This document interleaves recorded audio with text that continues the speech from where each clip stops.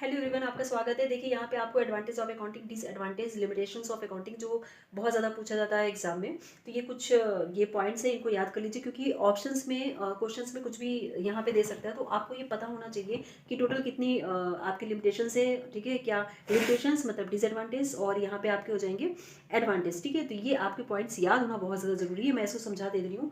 Helpful in management of, ठीक है, of business. That mean जो मैनेजमेंट है उसको कंट्रोलिंग, ठीक है, प्लानिंग, डिसीजन मेकिंग में मदद करता है। ये हमारा अकाउंटिंग का बेनिफिट है।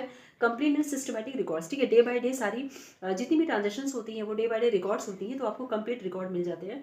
And information regarding profit and loss, कितना प्रॉफिट है कितना लॉस है उसके रिगार्डिंग में अकाउंटिंग से ही आप जान सकते हो कितना प्रॉफिट कितना लॉस है। इन्फॉर्मेशन रिगार्डिंग बैलेंस शीट, ठीक है, हमारी फाइनेंशियल कितनी कैसेस कितनी की लायबिलिटीज है, क्या फाइनेंशियल पोजीशन, क्या नेटवर्थ है। ठीक है, तो ये आप बैलेंस शीट जब आप अकाउंटिंग करते हो तो उसमें बैलेंस शीट बनाते हो। ठीक है, तो बैलेंस शीट से आप जानते हो ये बेनिफिट है अकाउंटिंग का। एनेबल्स कंपैरेटिव स्टडी, ठीक है, हम लोग जो बैलेंस शीट बनाते हैं कॉमन साइज स्टेटमेंट, ठीक है, कंपैरेटिव स्टेटमेंट बनाते हैं, तो 2 ईयर्स की बैलेंस शीट को, प्रॉफिट एंड लॉस को, ठीक है, वो कंपेयर करके देख सकते हैं कि पिछले साल से इस साल हमने कितनी ग्रोथ की है, कितने पीछे रहे। तो इसमें अकाउंटिंग मदद करता है। हेल्पफुल इन टैक्स लायबिलिटी, ठीक है, टैक्स लायबिलिटी का मतलब हो गया कि जब हम लोग बेसिकली हम लोग प्रॉफिट एंड लॉस और बैलेंस शीट बनाते हैं तो हमें प्रॉफिट निकल कर आता है, लॉस निकल कर आता है।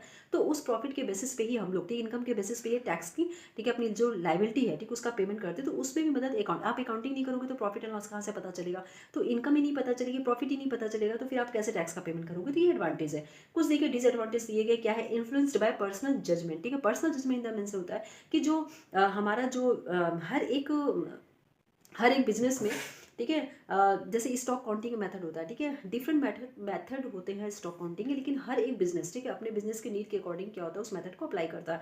तो मेथड वही है, बेसिक्स वही है, लेकिन सब लोग अपनी जरूरत और नीड के अकॉर्डिंग, ठीक है, उसको अप्लाई करते हैं। तो किसी भी रूल्स पे, ठीक है, एक जो मेथड है उस पर सभी का, जितने भी ऑर्गेनाइजेशन है सबका एक मत नहीं है, ठीक है, किसी को कुछ पसंद है किसी को कुछ पसंद है, यूनिफॉर्मिटी नहीं है। Based on accounting concept and convention, ठीक है, जितने कंसेप्ट कन्वेंशन है बहुत पुराने टाइम से चले आ रहे हैं, ठीक है ना।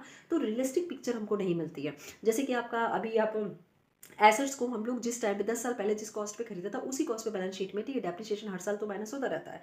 ठीक है, डिपेंड कि हम कौन सा रूल, कौन सा हम स्ट्रेट लाइन चल रहा है, या आपका जो स्ट्रेट लाइन हो गया, रिटर्न ऑन वैल्यू मेथड हो गया। लेकिन जो कॉस्ट है, ठीक है, वो उस टाइम की परचेजिंग प्राइस आती है, प्रेजेंट टाइम की परचेजिंग प्राइस नहीं आती, तो रियल पिक्चर नहीं मिलती है। ठीक है, तो पुराने कन्वेंशन चल रहे हैं वो रियल पिक्चर नहीं देते, इनकम्प्लीट इन्फॉर्मेशन होता है। क्योंकि जितने भी यहाँ पे देखो क्वालिटेटिव इन्फॉर्मेशन रिकॉर्ड नहीं होती है, लड़ाई झगड़ा रिकॉर्ड नहीं होता है, ठीक है ना, स्ट्राइक रिकॉर्ड नहीं होता है, ठीक है ना। और जैसे अगर कोई MBA डिग्री होल्डर है, ठीक है, तो उसको भी जो सैलरी सिर्फ अमाउंट पता चलती है, उसकी क्वालिटी पता नहीं चलती, तो सबको एक ही जैसा बताया जाता है। ओमिशन ऑफ क्वालिटी इन्फॉर्मेशन बता चुकी मैं आपको। उसके बाद क्या था,